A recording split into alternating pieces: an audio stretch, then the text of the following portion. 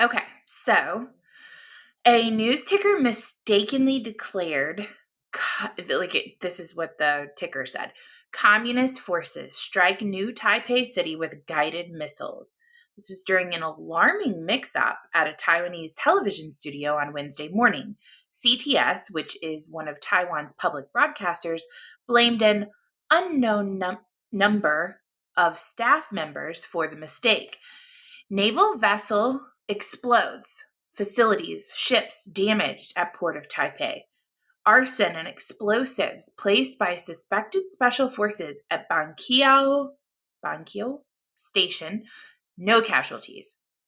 After members of the public called the government to ask whether a Chinese invasion had really begun, CTS admitted their error. The news ticker content was part of a disaster prevention video created by the New Taipei Fire Department. They said due to incorrect settings, the content of yesterday's video was mistakenly inserted. Please don't panic.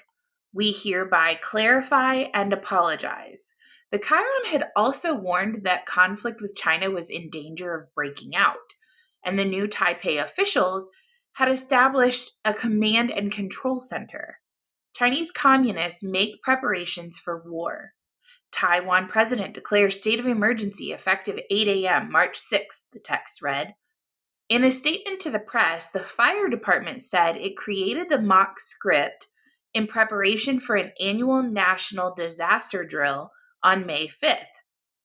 Each year, scenarios such as earthquakes, plane crashes, flash floods, and landslides are included. This year, with the attention on the Russia-Ukraine war, Taiwan's defense ministry included a Taiwan Strait conflict as one of the circumstances set in 2025.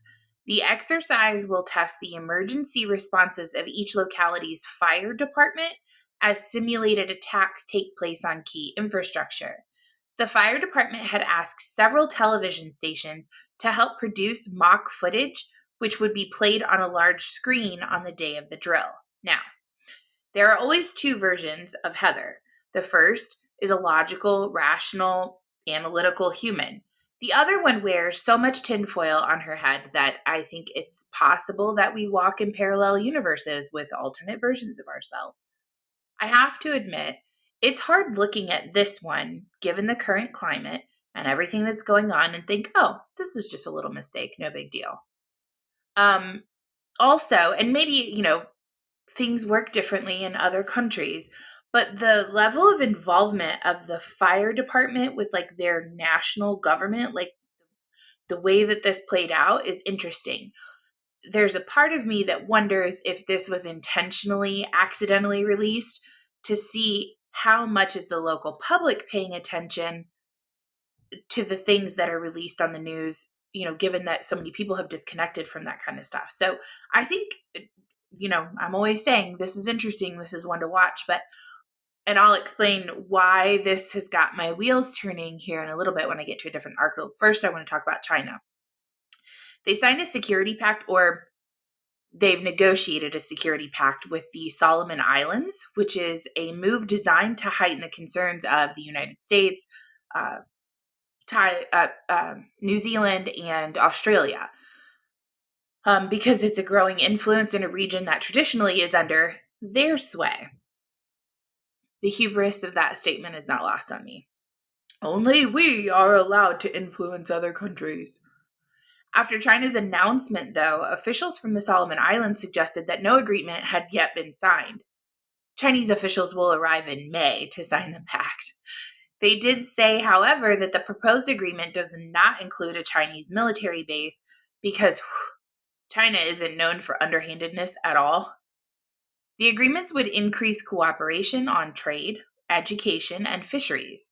In response, the United States is sending a high-level delegation to the Solomon Islands capital this week because they're concerned about the lack of transparency and unspecified nature of the pact. The U.S. being concerned about a lack of transparency? Say it isn't so.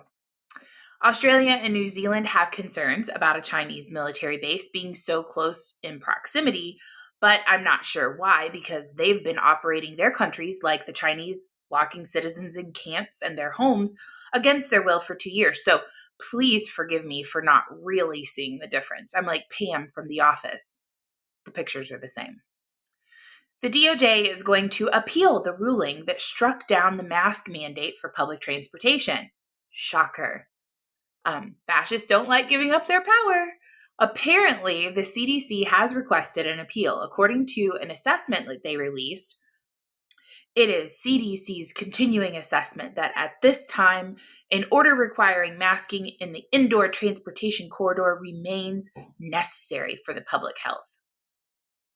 The announcement helped bring more certainty to the administration's course of action after officials deliberated over whether to appeal the ruling that was issued on Monday, because I'm sure it wasn't, we can't let them think they can have their lives back. Quick, put out an announcement that says diapers must remain on your face for safety.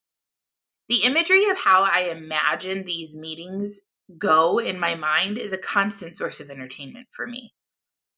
If the current ruling from a federal judge in Florida wasn't appealed and allowed to stand, they feared it would handcuff the CDC if it needed to reimpose the mandate in response to a more dangerous variant down the line.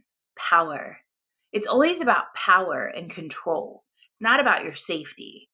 Some legal experts had criticized the ruling from the Florida judge, but with a conservative majority on the SCOTUS and on the relevant Court of Appeals, there is also a risk that a higher court will uphold the ruling, which would even further constrain the CDC. Here's the thing. The CDC can make recommendations. It's not an enforcement body or a branch of government. It cannot make law. It should be constrained. It should lose every ounce of power that it has gobbled up over the last 2 years, along with every health department across the country. WikiLeaks founder Julian Assange may soon be extradited to the United States to face espionage charges following the Westminster Magistrates Court formal order issued yesterday.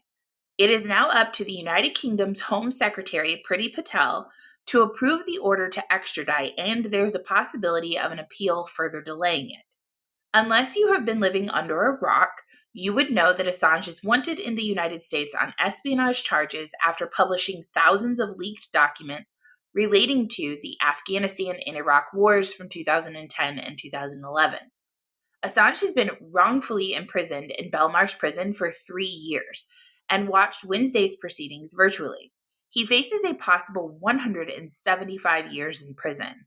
Julian Assange is protected by the First Amendment, and he is a publisher with a 100% accurate track record, mind you, which is more than I can say for a single media source in this country, and I would even argue the world. The silence around the world regarding the treatment that Assange has received is deafening. People want to talk bad about Saudi Arabia and Mohammed bin Salman's supposed role in Jamal Khashoggi's execution, but when our own government is persecuting someone merely for publishing the truth, the actual truth, well, we can't have that now, can we? I'm an absolutist when it comes to free speech, in a way that I think many people don't understand or certainly don't agree with. I support it as fervently as I support the Second Amendment, and you guys know how I feel about that one. Governments are evil and corrupt and deserve to have a light shine on them so that the cockroaches can be exposed to watch where they run and hide. WikiLeaks was the only one left willing to do that. Everything else is propaganda. The United States Capitol Police issued an evacuation order yesterday stating that it was tracking an aircraft that poses a probable threat to the Capitol complex. The Capitol was evacuated out of an abundance of caution, but there was no threat to the Capitol. According to the report, a single-engine Cessna entered restricted airspace over the Capitol, dropping military parachutists at Nationals Park for the Nationals versus Diamondbacks baseball game, where it was Military Appreciation Night. Capitol officials said they did not get a notification of the flight which they usually receive. This triggered the alert and prompted the evacuation of the capital.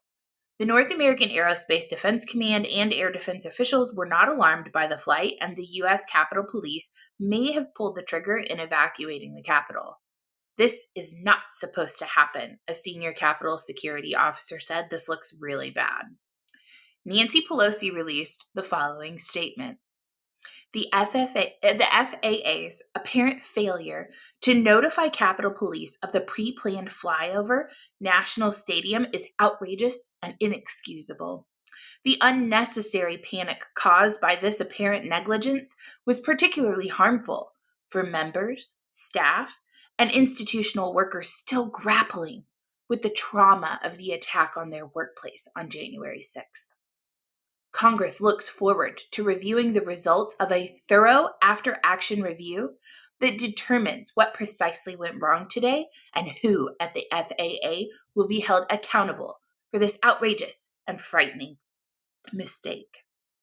Lots of mistakes putting egg on the face of the ruling elite going around these days. If you look at the Taiwan situation, it would be tragic if they all quit their jobs due to unsafe working conditions from all the trauma they go through, and we had to move to an anti-federalist system of government, and Washington, D.C. was just a place full of monuments that kids go to on field trips, and Nancy had to go back to live in the district that she has represented for the last 200 years. That is your edition of Everything Yesterday this morning. I hope you guys have a great Thursday. I will see you tomorrow.